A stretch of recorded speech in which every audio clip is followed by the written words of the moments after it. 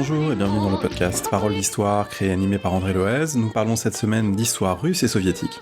Après un épisode sur les dimensions impériales de cette histoire, après une émission sur Dostoïevski, nous parlons aujourd'hui d'Alexeï Gastiev, un personnage méconnu, fascinant, que nous présente Alexandra Koulaïeva.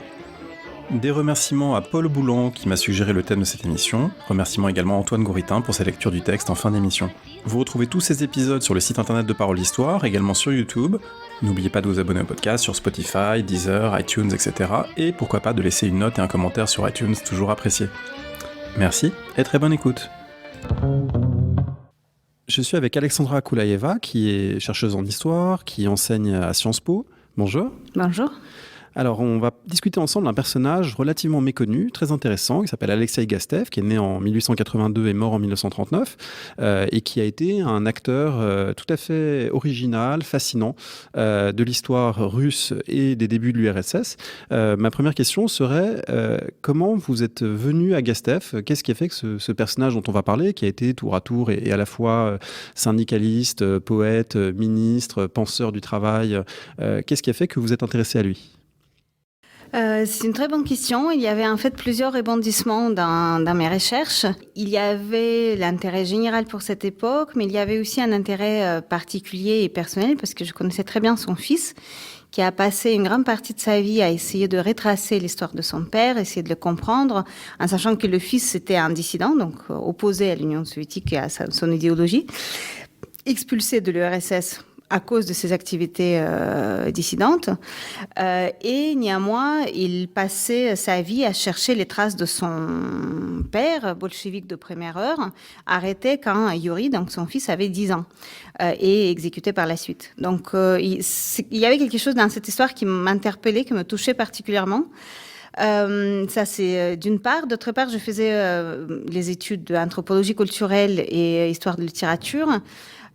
Et cette période m'intéressait tout particulièrement. À la fin de l'URSS, il était plus commun, disons, de découvrir les pages cachées de l'histoire, donc d'aller vers les poètes interdits, les symbolistes, de tout ce qu'on ne pouvait pas étudier à l'époque soviétique.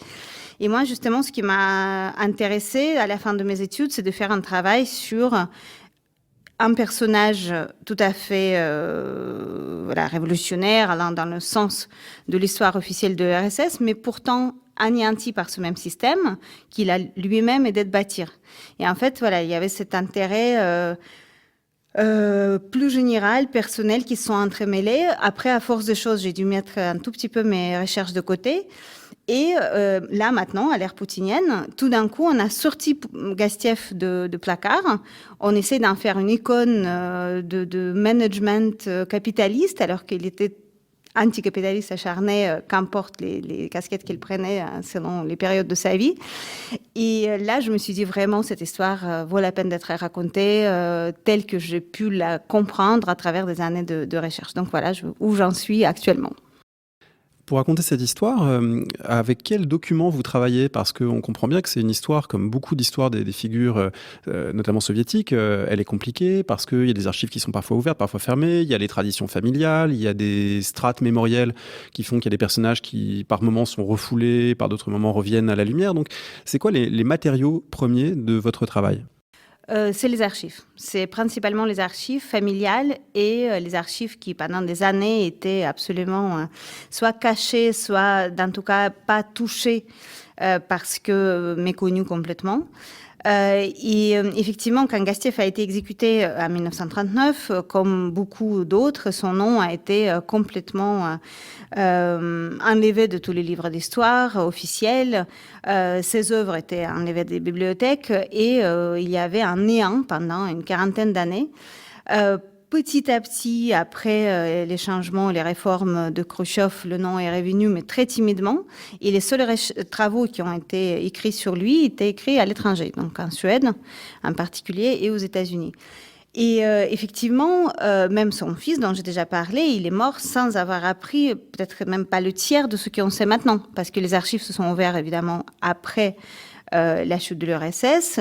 J'ai pu accéder à des archives de la police avant la Révolution, qui même ces archives-là n'étaient pas forcément disponibles à l'époque soviétique. J'ai pu partir à Brême en Allemagne ou dans un institut d'études slaves, il y a une partie de l'archive familiale de Alexei Gastiev.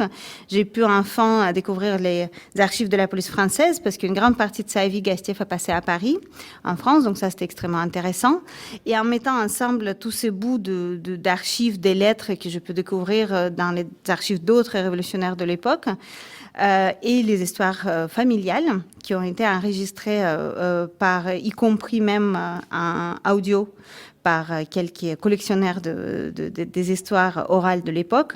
Voilà, j'ai pu petit à petit reconstruire quasiment tout le parcours de Gastiev, à quelques exceptions près que j'espère encore percer à un grand jour. On va évoquer ensemble quelques-unes des étapes de sa vie assez mouvementée. Si on devait essayer de résumer, qu'est-ce qui fait l'intérêt, l'originalité du personnage ? Je pense que ce qui m'intéresse, ce qui m'interpelle le plus dans ce personnage, c'est son côté multidisciplinaire, vraiment à l'extrême. Les travaux que nous avons actuellement sur Gastiev, c'est soit sur effectivement sa science de travail, donc ce qui la rapproche un tout petit peu de Taylor ou de Ford, de ses modèles des entreprises organisées. Il y a aussi ce qu'ils connaissent comme poète. Donc, pour rappel, Elsa Tréollet, quand elle a publié son livre 100 meilleurs poètes de tout le temps russophones, elle a inclus Gastiev dedans. Donc, pour elle, il faisait partie des poètes tout à fait novateurs et extrêmement intéressants au début du XXe siècle. Et enfin, les historiens de révolution le connaissent comme un révolutionnaire avec un parcours digne d'un film d'Hollywood, avec les braquages, les fuites des prisons, les quasiment 15 ans vécus sous les faux noms, sous le nez de Okranka, donc la police tsariste, les fuites y compris jusqu'à Paris ou jusqu'à Stockholm selon les périodes de sa vie, etc., etc. Moi, ce qui m'intéressait, c'est regarder l'évolution de ces idées. Comment justement révolutionnaire, au début tout à fait bolchevique d'esprit, il rompt avec la partie bolchevique, il vire vers un anarcho-syndicalisme, ce qui n'était pas très banal comme parcours à l'époque. Comment justement des usines françaises, il ramène un anarcho-syndicalisme qu'il adapte à la réalité russe. Comment tout au long de sa vie, de sa carrière, il écrit sur ce qu'il vit, de ces changements. Il était aussi journaliste. Il a gagné sa vie principalement par des articles. Donc, cette évolution, on le voit à travers ses écrits, les écrits ont survécu malgré les destructions de tous ses archives après l'arrestation finale et exécution. Et enfin, comment, une fois que même le syndicalisme n'est plus possible à l'Union soviétique, il canalise ses utopies, parce que c'était un utopiste absolu du début jusqu'à la fin, dans l'Institut de travail, où il essaie, à travers le travail parfait, organisé de façon parfaite, atteindre justement l'idéal qu'il n'arrive pas à atteindre ni à travers le syndicalisme, ni à travers ses poèmes, ni à travers sa littérature et les écrits journalistiques. Donc, et comment finalement il arrive au summum de ce système, parce qu'il a quasiment arrivé au poste de ministre. Sous pression personnelle de Staline, il entre dans le parti bolchevique finalement en 1931, ce qui paraît maintenant invraisemblable, qu'il était possible de devenir ministre de l'époque stalinienne sans être membre de parti, parce qu'il se déclarait toujours anarcho-syndicaliste, et il se fait exécuter peu après par ce même colosse qu'il a aidé à construire. Donc moi, c'est vraiment la transformation de l'utopie. Il a toutes ces facettes de son utopie qui m'intéressent au premier lieu. Au début de son parcours, au début de sa vie, Gastiev, qui naît en Russie, fait partie des militants socialistes du POSDR. Il connaît Lénine, il fait partie de cette vague de jeunes gens qui veulent transformer la société russe, abattre le tsarisme, abattre le capitalisme. Oui, tout à fait. Effectivement, son parcours est assez typique dans cette partie de sa vie. Il est étudiant. Et étudiant à Moscou en 1901-1902, quand le mouvement étudiant devient extrêmement fort et extrêmement révolutionnaire dans son essence. Il participe à toutes les manifestations, il distribue les tracts. C'est là qu'il se fait exclure de son université. Il commence sa vie révolutionnaire de plus en plus engagée. Au début, donc, complètement dans la ligne générale du parti. Après les premières fuites à l'étranger, il fait connaissance personnelle avec Lénine et Krupsk et les autres camarades de cette partie. Il est dirigé par eux dans ses activités et même quand il est de retour en Russie en 1905, il revient en tant que révolutionnaire professionnel. Ça veut dire qu'il avait un salaire très modeste, mais quand même le salaire payé par la caisse de parti. Et il faisait des rapports dont une partie a survécu et on peut y avoir accès à Lénine et Krupskaya en personne de ses activités, y compris les rapports financiers de tout l'argent de la caisse de parti dépensé. Est-ce qu'on sait ce qu'il fait durant la Révolution de 1905 ? Il participe à des groupes armés.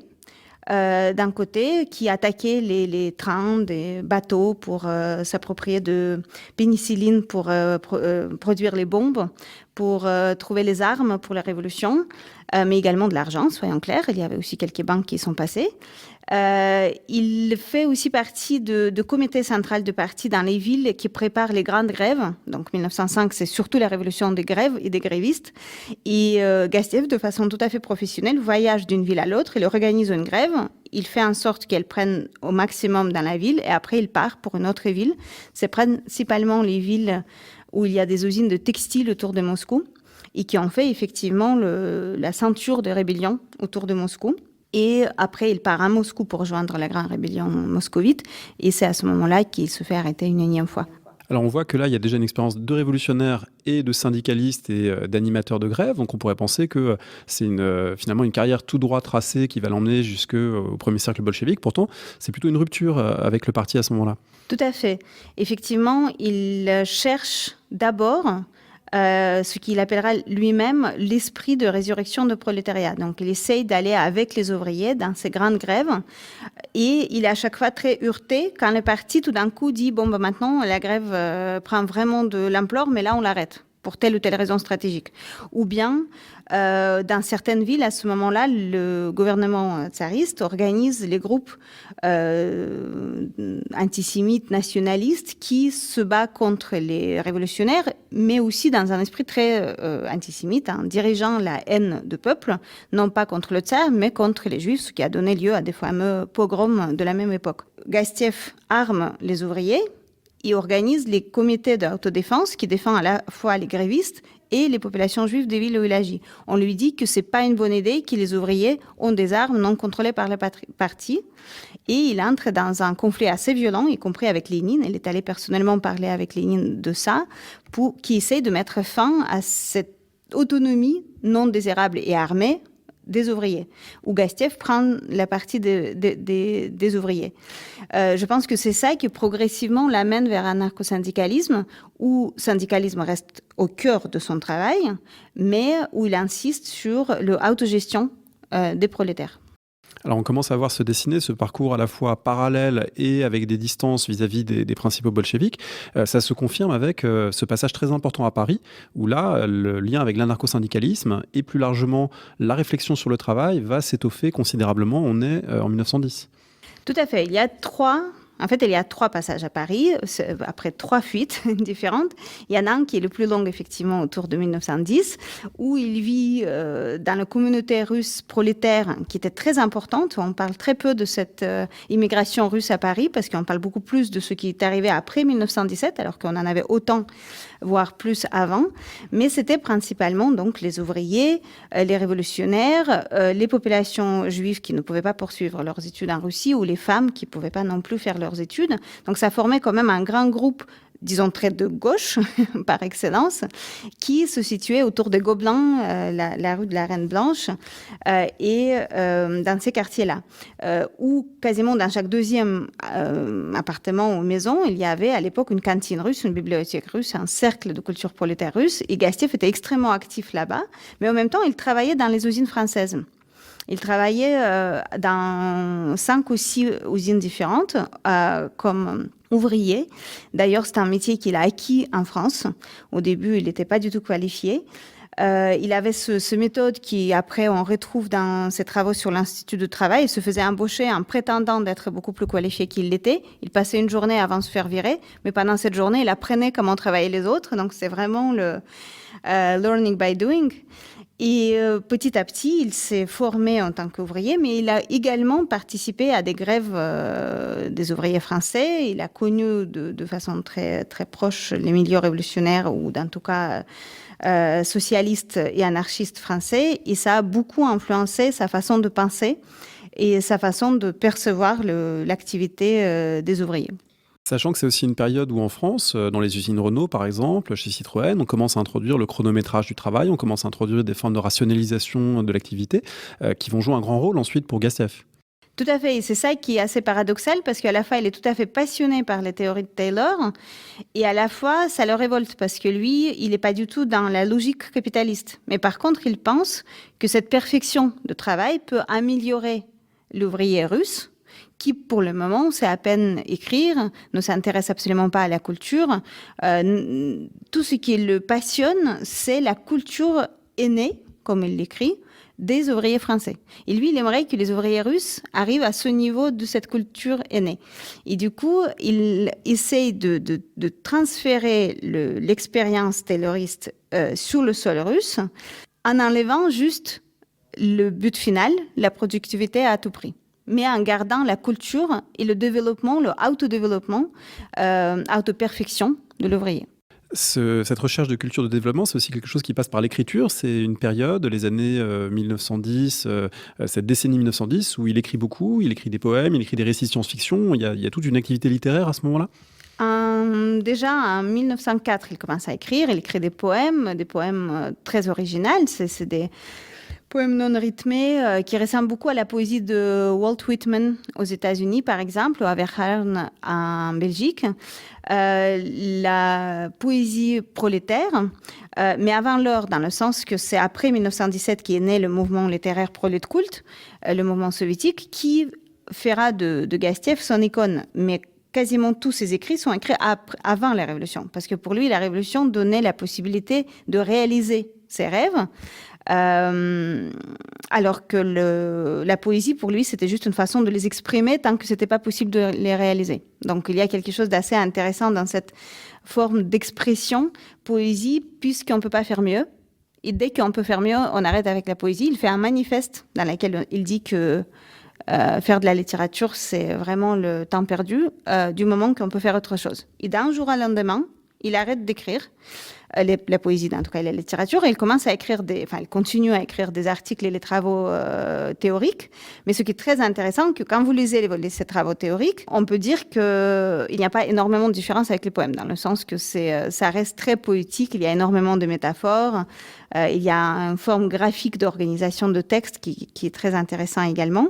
À ce moment-là également, il introduit par exemple la notion de biomécanique, qui est après développée par les gens de théâtre comme Meyerhold et d'autres grands personnages de avant-garde russe, des peintres comme Salomon Nikritin, qui vient chercher dans son institut de travail l'inspiration pour les travaux purement artistiques. Et c'est ça qui est intéressant, parce qu'au moment quand Gastieff arrête toute activité artistique, ou du moins ce qu'il dit, les autres inspirent de ces travaux scientifiques, ou ce qu'il appelle scientifiques, pour continuer dans les travaux artistiques. Alors on a sauté une étape, puisqu'on est déjà arrivé au moment où il a cet institut central du travail qui est un peu la matrice comme ça de toute une créativité aussi bien artistique que scientifique que syndicale. Mais avant ça, il y a la Révolution, ou plutôt les révolutions, 1917, 1918, la guerre civile. Quel rôle joue Gastieff à ce moment-là ? Si on va dans l'ordre chronologique, effectivement, de retour de l'exil française, parisienne, la dernière des trois qu'il a passé à Paris, il arrive en Russie sous le faux nom. Il continue à travailler dans les usines qui, à leur tour, introduisent les méthodes tayloristes. Donc, c'est la grande usine de Aivaz qui était à l'époque à la frontière entre Finlande et la Russie. Il travaille aussi, il écrit pour Pravda, le journal de Lénine. Il organise des activités syndicalistes, anarcho-syndicalistes, mais pas seulement. Et à ce moment-là, arrive une énième arrestation. Il est envoyé au fond de Sibérie, à Narim, où passait l'exil beaucoup de révolutionnaires très connus, à commencer par Staline. Là, il retrouve beaucoup d'anarchistes, justement. Je pense que c'est là aussi que ses opinions anarchistes se solidifient davantage.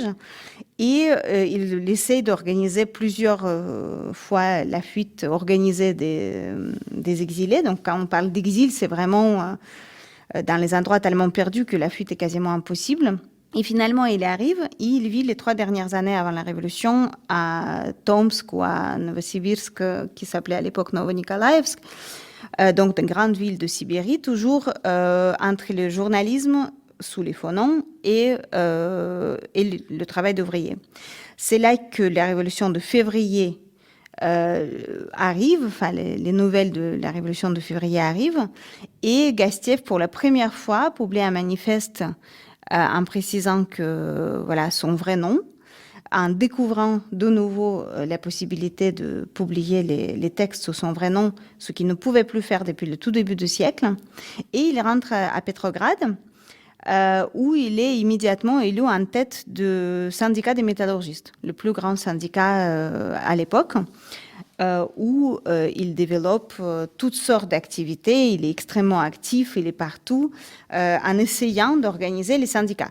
L'activité qui, dans quasiment un an seulement, commence à être freinée au maximum par le Parti communiste, qui ne voit plus l'utilité, en tout cas officiellement c'est ça la raison, à avoir des syndicats combattants dans le pays où les ouvriers ont gagné.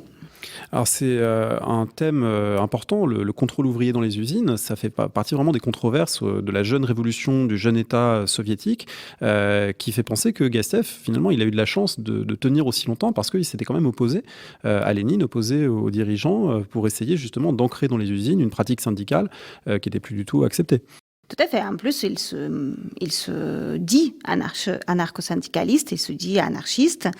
Il ne se dit plus du tout représenter le parti. Mais en même temps, je pense qu'il avait un sens de survie absolument extraordinaire. Est-ce qu'il l'a développé dans toutes ses escapades avant la Révolution? Mais dans tout cas, en 1918, il part en Ukraine, où il fait partie de nouveaux gouvernements ukrainien communiste qui essaye de s'installer.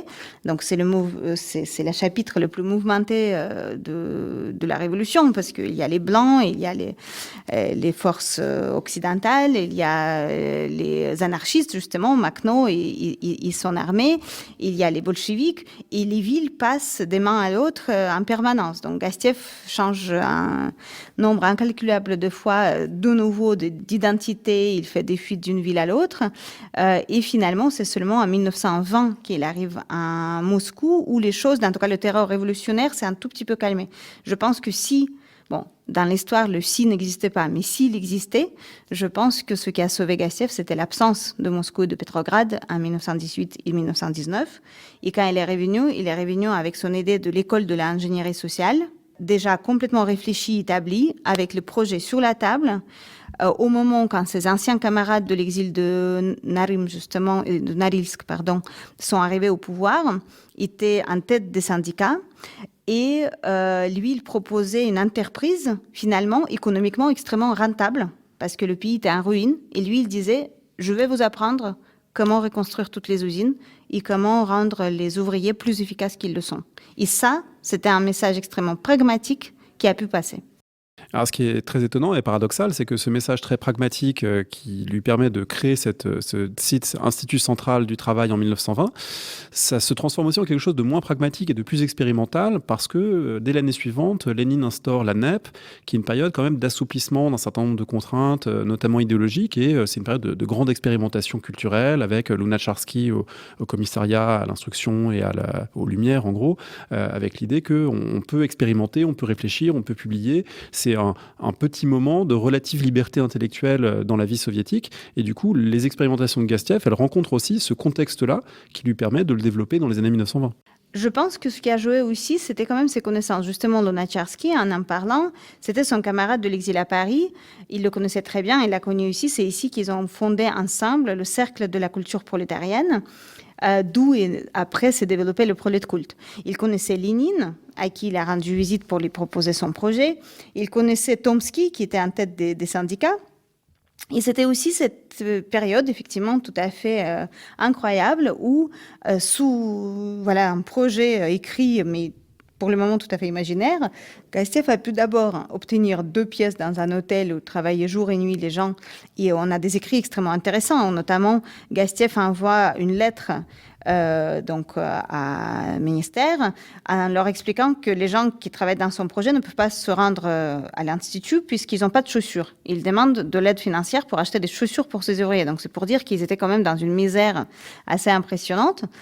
Et tout ça finit un mois d'un an dans un énorme bâtiment de banque centrale au centre de Moscou qui est donné entièrement à Gastieff avec un budget tout à fait considérable qui lui permet de développer les ateliers absolument incroyables avec les machines de toutes sortes et finalement qui travaillait même pour l'armée et pour l'aviation. Donc c'était des ampleurs énormes et on parle de plusieurs dizaines de milliers d'ouvriers qui sont passés par son institut. Donc c'est devenu une petite empire en soi qui travaillait dans plein d'usines. Maintenant on peut toujours en débattre si c'était une science véritable ou toujours cette utopie poussée à l'extrême et qui aurait rien donné, même si sans la fin tragique de son directeur et de l'Institut qui était fermé tout de suite après son exécution.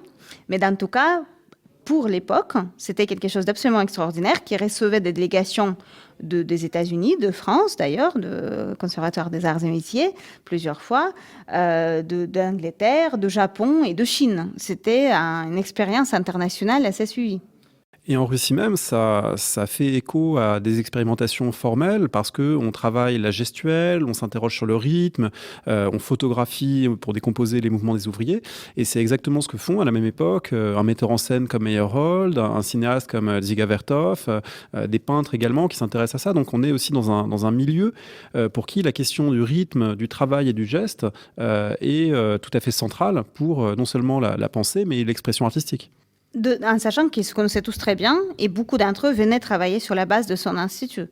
Et effectivement, c'était le travail sur le corps, beaucoup le travail sur le corps, mais aussi avec, par exemple, les primes distribuées à ceux qui vont arriver à améliorer les mouvements ou proposer un mouvement encore plus propice pour cette opération. Gastieff aussi a choisi quelque chose qu'il appelait la base étroite, c'est-à-dire qu'on travaillait que sur 2 mouvements, la frappe et l'appui. Et on travaillait pendant des années en améliorant à l'extrême ces 2 mouvements. Et Gastieff avait comme idée que si on est tout à fait parfait et on arrive à se perfectionner dans une toute petite tâche, ça nous permettra de projeter cette petite tâche petit à petit à tout et même au management d'un institut ou d'une usine. Donc, elle pensait que tous les managers doivent commencer par ces tâches extrêmement basiques et c'est seulement quand ils sont parfaits dans ces petites tâches qu'ils vont pouvoir diriger les personnes qui doivent les reproduire au quotidien. Alors dans la pensée socialiste, le travail a souvent une double face, une face d'émancipation par le travail, une face aussi d'aliénation et d'exploitation. Du coup, comment Gastieff conçoit son propre rôle et est-ce qu'il ne craint pas que la répétition des tâches parfaitement exécutées, finalement, ça fasse priver le travailleur de sa conscience, de son épanouissement? Est-ce que c'est des questions qui se posent? C'est les questions qui se posent et c'est les questions qui me passionnent personnellement parce qu'effectivement, il arrive, et c'est ça que Zamiatin dénonce dans nos autres, à l'antithèse de la liberté individuelle pour laquelle il s'est battu toute sa vie. Effectivement, ces photos sont monstrueuses. Quand vous voyez des centaines de personnes alignées dans les salles de TSIT, de l'Institut central de travail, répétant exactement le même geste, habillés exactement pareil, avec les mêmes expressions de visage, honnêtement, on se croit à l'intérieur de romans d'Orwell. C'est quelque chose d'assez effrayant. Mais néanmoins, pour lui, c'est une course aussi un tout petit peu contre la montre, parce que son institut doit en permanence prouver son droit d'exister. Il voit ses camarades disparaître l'un après l'autre, déjà anéantis. C'est très intéressant de regarder à travers le journal qu'il publiait, qui s'appelait l'Organisation de travail, le changement de son style, parce que la seule chose qu'il a jamais trahi, entre guillemets, dans sa vie, c'était le journalisme. Et son style est absolument reconnaissable. Vous pouvez prendre un texte de Gastieff, vous le reconnaîtrez de 1000 autres. Et puis, d'un coup, au milieu des années 30, il commence à parler des traîtres à la patrie, de provocateurs, de mouvements justement de stakhanovtsi, où au début, il dit, mais c'est de la folie, c'est pas possible. On ne peut pas demander à quelqu'un qui doit rendre tant de travail par jour 2 fois la norme, parce que c'est anti-scientifique, c'est pas possible. Et si on veut qu'il travaille bien, il ne faut pas qu'il donne 2 fois plus. Et puis, on corrige le tir. Il commence à dire que, bien évidemment, Stakhanov, c'est notre seul espoir. Donc, elle commence à modifier aussi ses discours par rapport à la répression qui monte et par rapport à ses tentatives de sauver l'Institut et lui-même. Néanmoins, je pense qu'il a resté assez fidèle à ses utopies, parce qu'on reste, de nouveau, je me répète, dans les domaines de utopie, en croyant que quelqu'un qui arrive à perfectionner son travail se perfectionne. Donc, il croyait vraiment à ce lien entre la perfection du travail et la culture ouvrière qui se perfectionnera à travers la perfection du travail. Et je pense que c'est là qu'on peut peut-être ramener ensemble toutes les contradictions qui, malheureusement, ne vont tout de même pas disparaître. Il y en a bien une contradiction assez majeure. Quel genre de matériaux produit son institut? Quel genre de matériaux on produit? On sait que l'URSS a été très friande d'affiches, de brochures, de textes, de représentations, de films, etc. pour expliquer, pour éduquer, pour inciter notamment les masses incultes au début, les bons gestes médicaux, d'hygiène, etc., etc. Est-ce que ça participe de ce mouvement, on va dire, de diffusion de matériaux, d'une pédagogie, l'Institut du Travail? L'Institut du Travail produit énormément de tout. Donc, tout d'abord, de la force ouvrière qualifiée. Ça, c'est des dizaines de milliers de personnes. Mais également des livres. Ils font énormément de traductions du français, de l'anglais, de l'allemand. Ils traduisent tout ce qui leur paraît être les œuvres nécessaires pour l'amélioration de la culture de travail. Ils ont une bibliothèque absolument immense. Ils produisent beaucoup de brochures et d'affiches qui expliquent de façon très démonstrative les postures et les positions propices pour le travail. Mais ils produisent également des machines pour s'entraîner.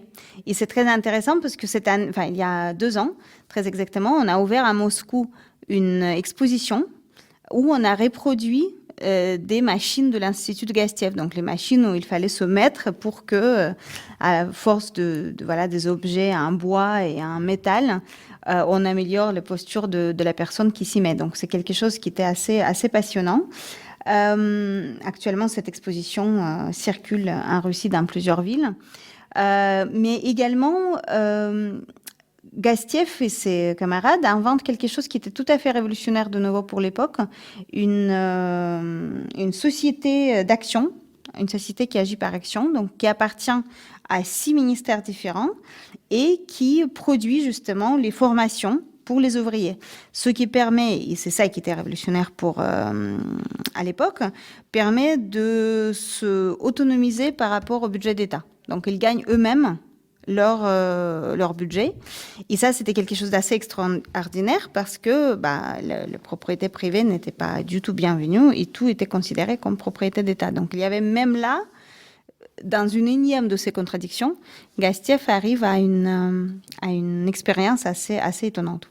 On écoute un extrait d'une brochure, d'une affiche du site de cet Institut du Travail de 1922. Comment faut-il travailler ?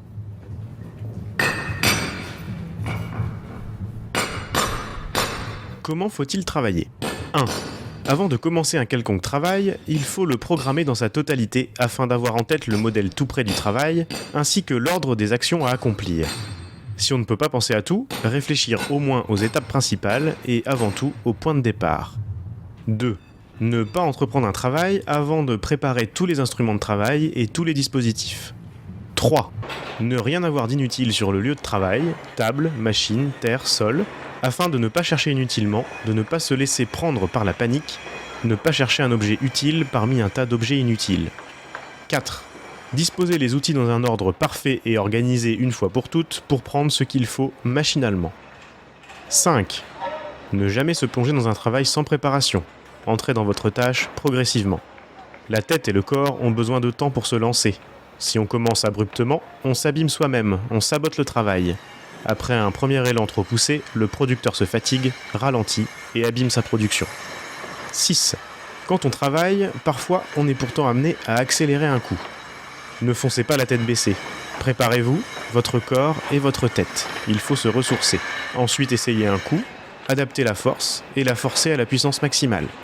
7. Il faut travailler le plus régulièrement possible. Il ne faut pas des hauts et des bas. Le travail à chaud, par spasme, abîme l'homme et le travail. 8. La position du corps pendant le travail doit être confortable debout mais sans dépasser l'effort, parfaitement inutile pour porter le poids du corps debout. Assis, on est tout aussi efficace.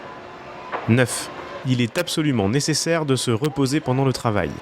Dans un travail dur, il faut se reposer plus souvent et s'asseoir si possible. Dans un travail simple, les repos peuvent être plus espacés mais réguliers. 10. Ne jamais manger ni boire de thé pendant qu'on travaille.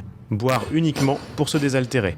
Ne pas fumer ou de préférence pendant les pauses plutôt que pendant le travail lui-même. 11. Si le travail ne va pas, ne vous énervez pas, faites une pause, réfléchissez et recommencez tout doucement. Ralentissez même exprès pour continuer sur la durée. 12. Pendant le travail, surtout si quelque chose ne va pas, arrêtez-vous, rangez votre bureau, remettez à sa place le matériel et les outils, balayez les saletés et recommencez, tout doucement, sans forcer. 13. Ne vous interrompez pas pour d'autres choses à faire, sauf ce qui est en lien avec ce que vous faites. 14. Il y a cette mauvaise habitude, juste après avoir fini, de montrer le résultat. Ici, il faut absolument patienter, s'habituer à votre succès, calmer la satisfaction, la rendre interne. Sinon, en cas de ratage, votre volonté sera empoisonnée et le dégoût du travail risque d'apparaître. 15. En cas de ratage total, il ne faut pas dramatiser. Il faut le prendre légèrement, recommencer le travail comme si c'était la première fois, et suivre la règle 11. 16. Après avoir fini, il faut tout ranger. Et votre ouvrage, et l'instrument, et le poste de travail. Tout doit regagner sa place afin que, lorsque vous reviendrez travailler, tout soit sous la main et vous n'aurez pas de dégoût de votre travail. Moi, je peux rajouter que cette affiche, effectivement, a été exposée dans quasiment toutes les usines de l'URSS. Comme elle n'était pas signée de Gastiev, ça faisait partie des héritages de Gastiev qui ont survécu son exécution et qui ont resté dans les usines bien après sa mort. Qu'est-ce qu'on sait justement de la fin, de l'arrestation, de l'exécution de Gastiev au moment de la grande terreur stalinienne, arrêté en 1938 et mort en 1939 ? Pendant très longtemps, on ne savait rien, justement. Tout s'est arrêté une nuit, en septembre 1938, quand dans le bâtiment qui était situé juste derrière l'Institut de travail sont arrivés la nuit comme il se doit, donc les représentants de NKVD qui ont réveillé la famille. Et Gastiev était d'abord, donc il y avait une perquisition de son domicile, après il était ramené dans sa maison de campagne où il y avait une autre perquisition, et il était ramené dans le prison de NKVD et plus jamais on l'a revu. Sa femme a été arrêtée très peu après, sa première femme était arrêtée juste avant, et 2 de ses enfants ont été arrêtés également, et le 3e est mort au front parce que la Seconde Guerre mondiale a commencé dans pas très longtemps. Donc toute la famille était anéantie et évidemment personne ne cherchait à rendre public les détails de l'exécution. Plus que ça, sa femme, elle-même au Goulag, a reçu la notification qu'en 1941, Alexei Gastiev est mort de tuberculose ou en tout cas d'une pneumonie dans les camps de travail. C'était tout à fait mensongère et maintenant qu'on a accès à des archives de Lubyanka, enfin on a eu accès parce qu'ils sont en train de se refermer de nouveau, mais heureusement que j'ai des photocopies maintenant, on a même le document qui donne l'ordre à un tel d'informer la femme de cette cause de la mort, tout en précisant qu'en réalité, il était exécuté 3 mois après l'arrestation dans l'ancienne dacha, donc la maison de campagne de Yagoda, près de Moscou.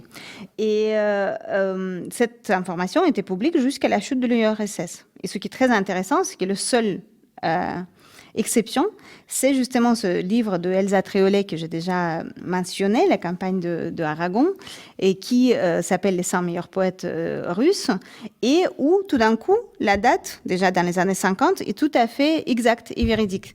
Et ça s'explique parce que Elsa Tréolet, donc avec comme sœur Lilia Brick, qui était la campagne de Ossip Brick, qui lui était chargé de surveillance des poètes et des littéraires de l'URSS. Donc du coup, c'était la famille probablement le mieux informée.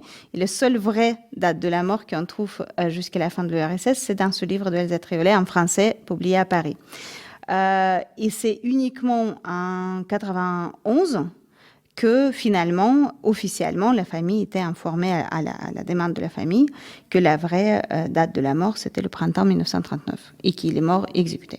Quand on cherche le nom de Gastiev sur Internet, on tombe très vite sur un portrait de lui assez étonnant, peint, je crois, par Tolkachev en 1923. Est-ce qu'on peut dire un mot de cette image et est-ce qu'elle représente quelque chose de ce qu'a été le projet de Gastiev et de ceux qui l'entouraient ? Ça représente en tout cas l'image que les contemporains de Gastiev avaient de lui. Et ce portrait a été fait à Kharkov, en Ukraine. Donc Kharkov à l'époque était la capitale de l'Ukraine. Gastiev y a vécu, donc c'est là qu'il faisait partie du gouvernement de l'Ukraine de première heure après sa fuite de Petrograd. Et à un moment donné, il est revenu là-bas pour organiser ce qu'il appelait l'école de l'ingénierie sociale, qui s'est transformé après dans l'idée de l'Institut central de travail. Et du coup, quand l'Institut central de travail finalement a été créé, il est revenu à Kharkiv pour ouvrir une branche de son institut. Et c'est là qu'un des étudiants de cet institut, Tonkachev, a fait ce portrait qui est très dans l'air de temps. Il est très constructiviste, à la fois très imagé. Gastiev est représenté composé de plein de détails métalliques de ces usines, avec le visage complètement privé de l'expression. Hein. Pour moi, c'est un portrait qui représente autant Gastiev que cette époque. L'époque des rêves, des utopies, l'époque quand on croyait que l'usine libérée peut changer le pays et la liberté des ouvriers. Donc c'est un portrait extrêmement intéressant. Effectivement, c'est pas le seul. Si on cherche dans les journaux des années 20 et 30, on trouve aussi beaucoup de caricatures qui ressemblent beaucoup à des affiches de temps moderne de Charlie Chaplin, sauf que ça se passe 10 ans avant, où on voit Gastiev en train de visser les têtes des ouvriers, et ça c'est plus que péjoratif. Il y a d'autres portraits qui sont faits à l'époque plus tardive, où Gastiev est représenté tout d'un coup avec la grande bonté dans les yeux, à s'occuper des ouvriers avec le paternalisme qui était ramené justement par cette époque des années 60-70 par rapport aux ouvriers. Et c'est là que c'est très intéressant de regarder la transformation de l'image qui suit finalement la biographie de Gastiev de façon très, très adéquate, de grand révolutionnaire à un mythe, et finalement à un mythe privé de toute essence, ce qui était assez caractéristique pour les années 70 de l'URSS. Merci beaucoup Alexandra Koleeva. On rappelle que vous avez travaillé sur Gastiev, que vous avez déjà publié un texte en français dans la revue Entreprise et Histoire. On mettra le lien sur le site Parole d'Histoire et puis on a évidemment hâte de lire la suite de vos travaux. Merci. Merci.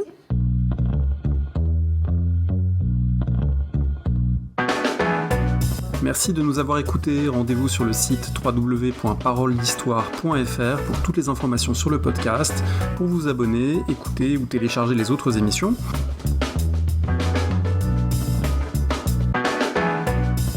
La discussion se poursuit aussi en ligne, notamment sur Twitter. Vous pouvez poser des questions @paroledist et à bientôt pour un prochain épisode.